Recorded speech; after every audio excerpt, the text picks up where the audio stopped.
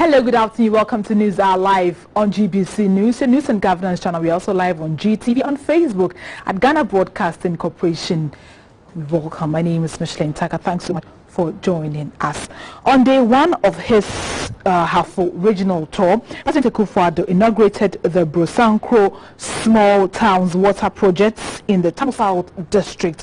For many years, potable water has been rare in those parts, and the water project comes as a relief to the people in communities in and around the districts. As custom demands, the president started the tour of the Ahafo region with courtesy calls on the chiefs of Yamfo, Diayawonkwanta, and Bichin traditional areas. In all areas, the people appealed to him for resolutions of the challenges. At Yamfo, the Omahene Nana Ansa Eduba called for support for the Yamfo College of Health and the posting of more police personnel to the area as Newmont Gold prepares to start operating at the Yamfo area. The chief also called for the siting of the Ahafo Regional Forestry Commission in Yamfo and a renewed effort to combat illegal logging and mining. The biggest forest reserve in Yamfo is now one of the best happenings and perform baby and they will do and now we power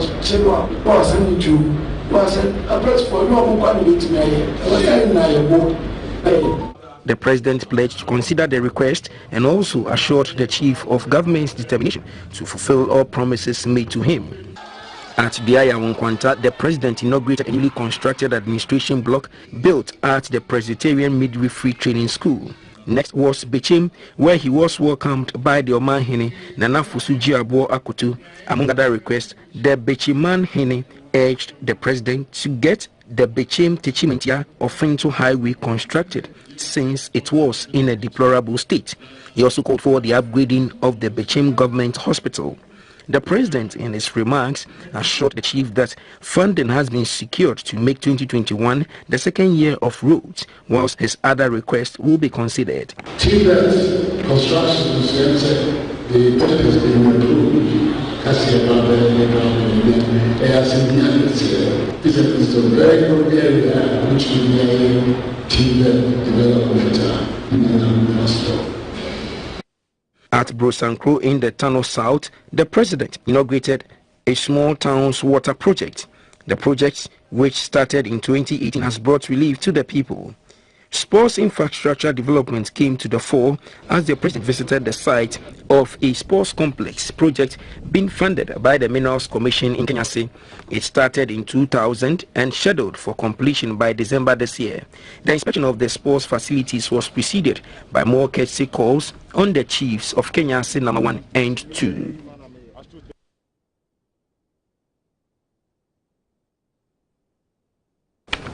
Deployment of over 177,000 Johnson & Johnson single-dose vaccines has begun in 3 out of the 7 districts of the Greater Accra region. These include hotspots in Accra, Accra Metro, Tema Metro, Adenta, Katamanso, Okaikwe North, Ablekuma Central, and Ga South. The single-dose vaccines will also take place in 4 districts in Kumasi beginning Monday, August 16, 2021. The vaccines are targeted at those who have not received any vaccine at all in the 11 selected districts in Accra and Kumasi. Last Saturday, the government received 177,600 doses of the single-shot Johnson & Johnson COVID-19 vaccine procured under the African Vaccine Acquisition Trust, a purchasing facility instituted by the African Union to boost the continent's access to COVID-19 vaccines on the global market. For an update on the vaccination exercise, we will speak to the Greater Accra Regional Health Director, Mrs. Charity Sapon. Hello, good afternoon, ma'am. Good afternoon. How many vaccines did the Greater Accra region receive? We received 100,000. But we are being told more, we collect over 100,000 doses. Very well. This is the first time Ghana is using the Johnson & Johnson single dose. Any side effects or the usual? Oh, of course the side effects will be last year side effects. That's it. the usual, like you like to talk about, like you refer. Can you quickly run us through, just to refresh our memories? Oh, definitely. You know, an injection, there could be a little pain around the site of the injection. There could be a little that doesn't last long. There could be headache. There could be a little weakness. But like we are saying, it doesn't mean it will happen. But these are the side effects which may occur. But usually they're even very short lasting, you know, and people easily, you recover easily within a day or two.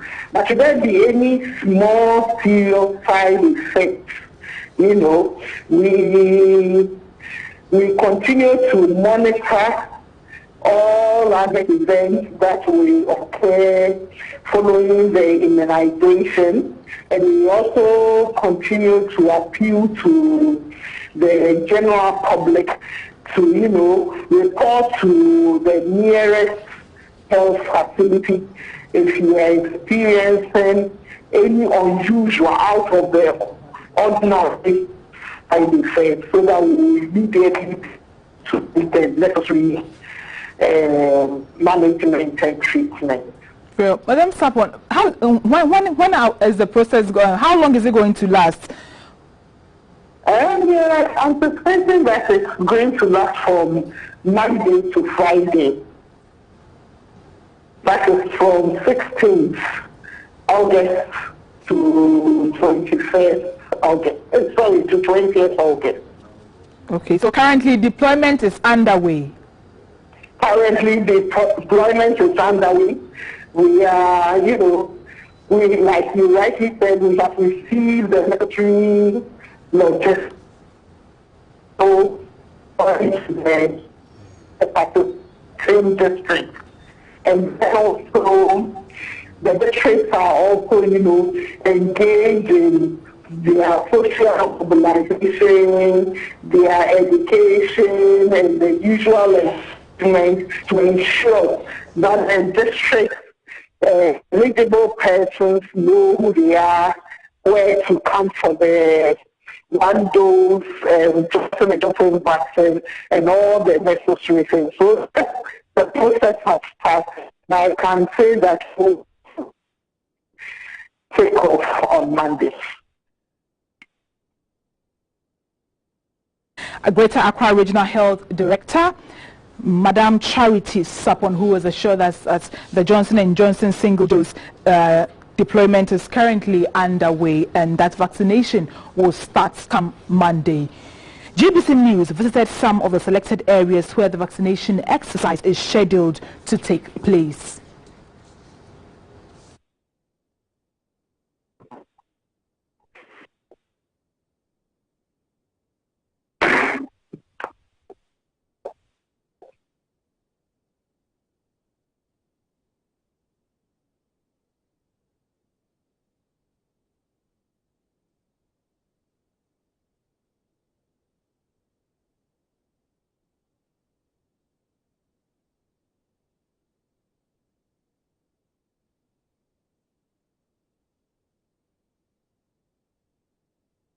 My colleague Hajia Rama was the one who went around this morning to inspect the deployment currently underway of the vaccine Johnson & Johnson single dose. Hello, welcome, Hajia. Thank you, Bushli. What did you observe? The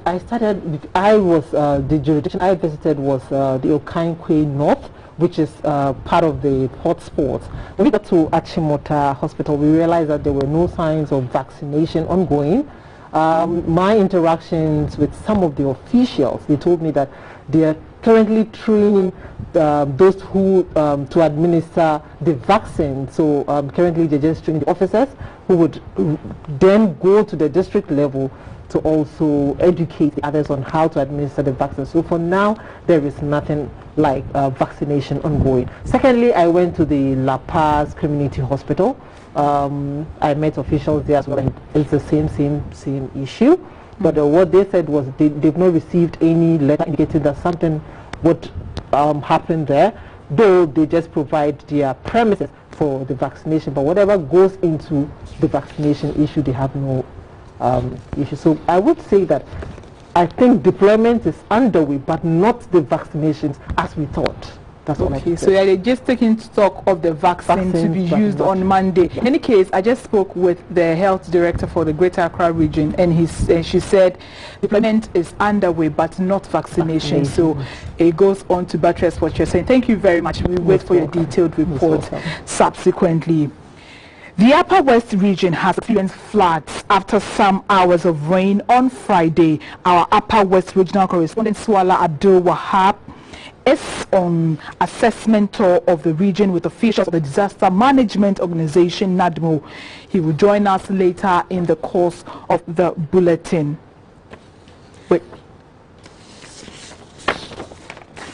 In other news, over 140,000 applicants are expected to take part in the nationwide scholarship selection interview for the 2021-2022 academic year, which is scheduled to begin on Monday, 26 August 2021 in all the 260 metropolitan, municipal and district assemblies in the country. The registrar of the scholarship secretariat, Mr. Kingsley Ajuman, says the applicants must visit their respective district assemblies for the exercise. He reminds all that the process is free and that no third party has been engaged to conduct any exercise on behalf of the secretariat. About a month and a half ago, we made an announcement that the portal for the 2021-2022 academic year was opened. At the close of the portal on 31st July 2021, 140,642 new applications was received by the scholarship secretariat through our online portal. At the same period, 32,120 applicants applied for renewal of their scholarship. This was made up of those who benefited from the last academic year. The renewal cases, the scholarship beneficiaries for the 2020-2021 academic year went through the process, and out of which 32,120 was successfully received. For the purposes of the renewal, some students at the time the portal was open did not have the full complement of their transcript. We are urging such students to go on the portal, to go to the renewal at GhanaScholarshipSecretariat.com to upload their current transcript in the system. The 140,000 or so applicants should kindly visit their selected assemblies, because as part of the application they take whooping amounts of money from unsuspecting Ghanaians.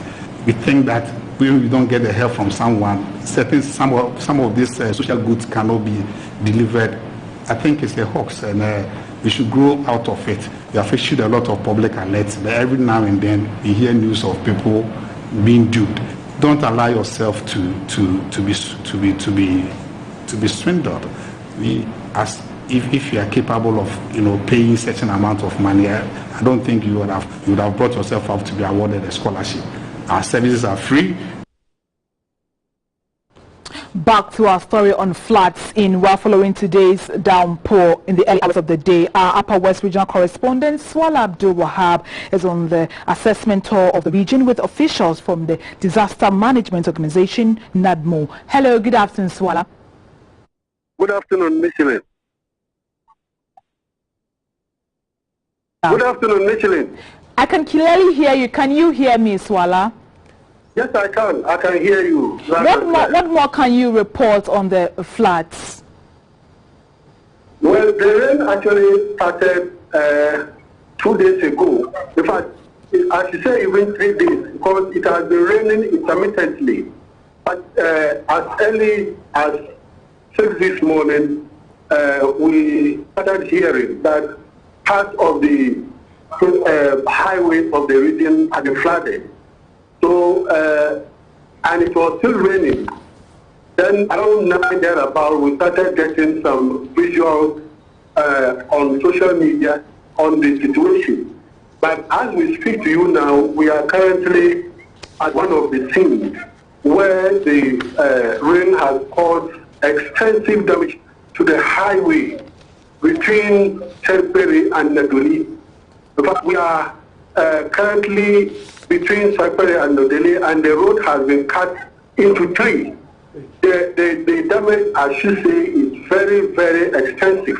And we have been going around with the regional NADMO director, Mr. Mohamed Mustafa, and he's here to tell us how he received the news as the director of NADMO and what the NADMO intends to do. But it is actually a serious problem. Welcome to GBC News, Mr. Mustafa. Thank you, Ms. Solen. Yeah, so tell us how you received information about this disaster. Thank you very much. Today, Friday, is a sad day in the Upper West region. Waking up early in the morning around 6 a.m., I received a call from my district director in Aboli, Kaleo district. Some called me from the Sosala East, Sosala West district, and they were giving a report about devastating cut down of some major roads leading to major towns. So I couldn't believe it until I came here myself to realize that the road between the highway between Serpere and Nadoli has been cut off in Treport. It is difficult for people from Serpere to cross, and equally difficult for people from Nadoli to cross the other side. But the most saddest aspect of it is that there's another community on our left extreme. They are reporting to us that about 80 of their houses have actually collapsed to no maintenance. But what I can say for now is that no life has been lost. We are expecting the rains to subside so that we can cross the other side to see what is that NADMO can do immediately to abate the situation and give some relief and resilience to the people in those communities. So you said this is not the only place, and earlier we had passed around Serpere where we even thought the problem was serious, but here is more serious.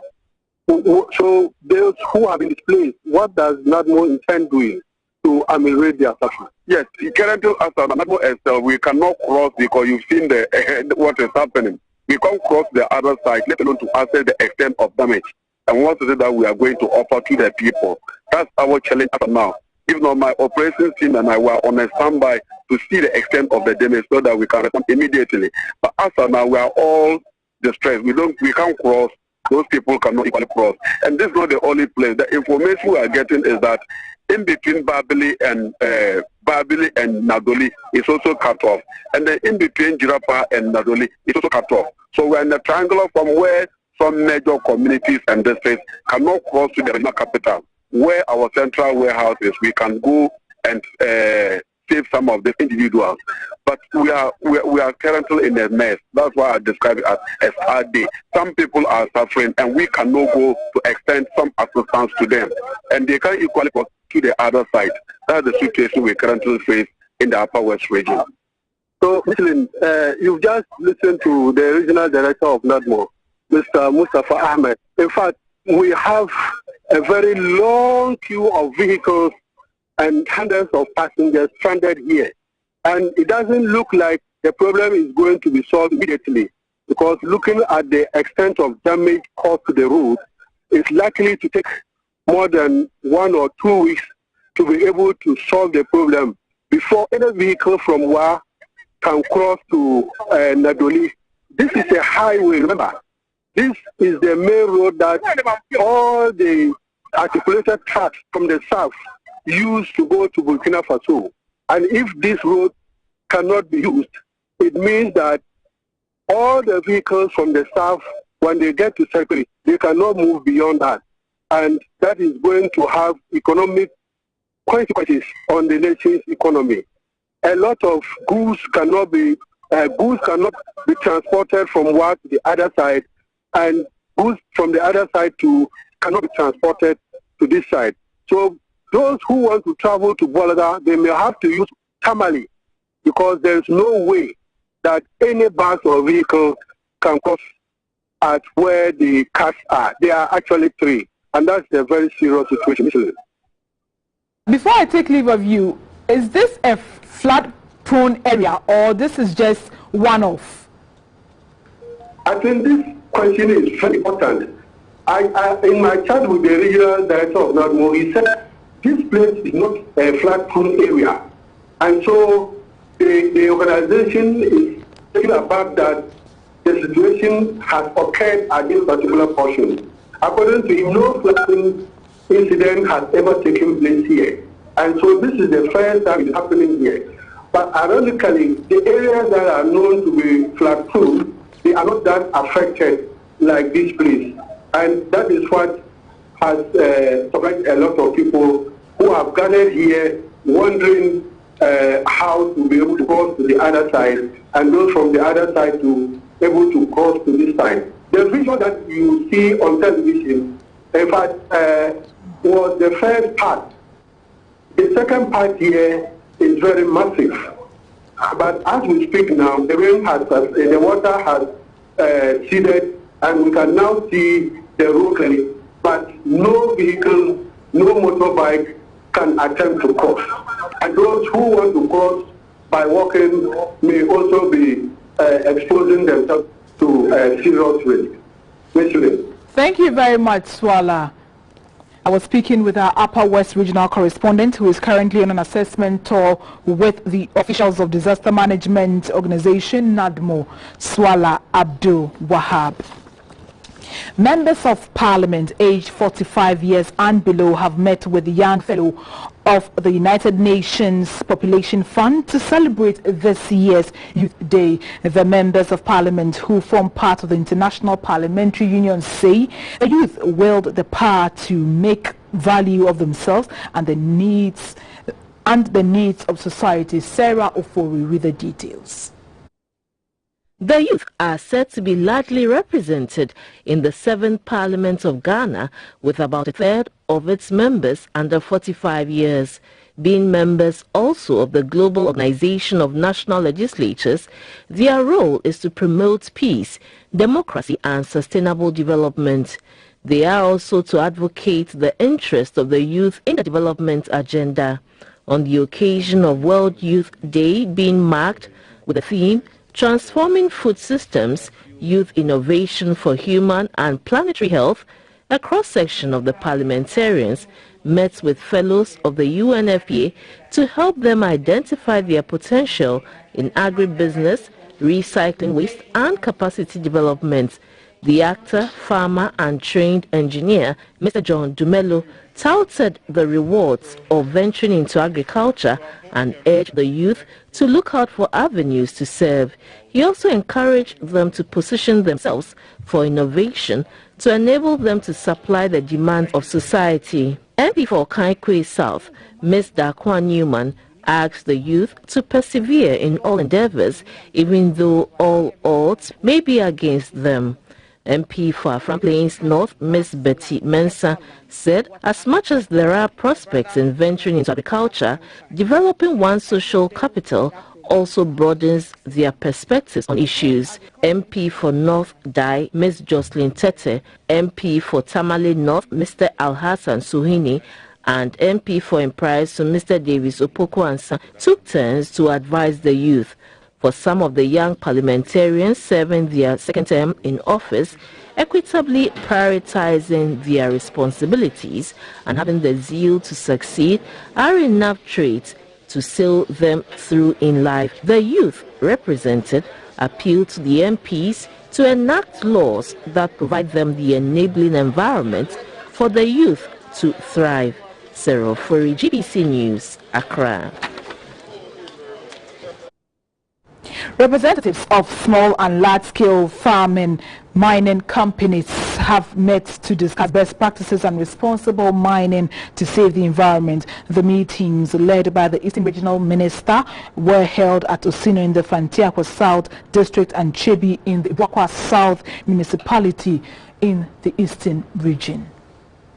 The meeting was to dialogue and draw attention to the need to follow laid down procedures in securing permits as well as adhere to rules and regulations governing the sector as they prepare to go back to mine. The Eastern Regional Director of the Minerals Commission, Mr. Nisoa, explained that his outfit monitors registered mining companies. The Regional Director of the Environmental Protection Agency, Mr. Ado Ochre, urged the mining companies to ensure they have all the necessary documents before they start mining to ensure compliance. The Chief of Osino, Osabere Ma Otudakun, asked authorities to involve chiefs when giving out concessions to mining companies. He appealed to the police command to consider patrolling the area as some foreigners have taken advantage of the absence of miners to perpetrate crime in the area. The Eastern Regional Minister, Mr. Seth Kwame Champong, noted that Ghana has gained prominence in the extractive industry. Government will therefore ensure that the standards are maintained. This extractive industry, we are one of the leading nations in the world, and every standard that we have to maintain to ensure that we are still primed as a leading state among the community of nations, we will do it as leadership of the state today. We are not going to bend on that subject. During an open forum, the miners called for speed in processing operation documents, a reduction in the 100-meter buffer from rivers to 50 meters, reclamation of lands and the need for the EPA and the Minerals Commission to open offices at the districts. The Public Relations Officer of the Eastern Regional Branch of the Ghana Small Scale Miners Association, Mr. Leonard Mensah, said his outfit will report any miner who goes contrary to the rules and regulations. Some poultry farmers at Wa in the Upper West region are appealing to the government to import maize to save the industry. On a visit to some farms in the region, a poultry farmer, Mr. Lamin Idris, said farmers are running at a loss because prices of maize, which is the main ingredient for poultry feed, has doubled in the past few months, and the produce is also not readily available on the markets. Early this year, poultry farmers in the Upper West region complained of shortage of maize and soybean, the main ingredient used in preparing feed for their birds. The problem was attributed to high demand for the produce by traders from Burkina Faso. It's barely 6 months and the problem has resurfaced. The CEO of Lamdi Farms, Mr. Idris, said the shortage of maize has affected their business. We are not talking of the high price of it. Maize and wheat bran are not in the system at all. We don't even get them to prepare feed. And that is compelling us to sell our birds because they are living things. They have to eat. And if you give them anything to eat, they will not lay properly for you, which means you'll be running at a loss.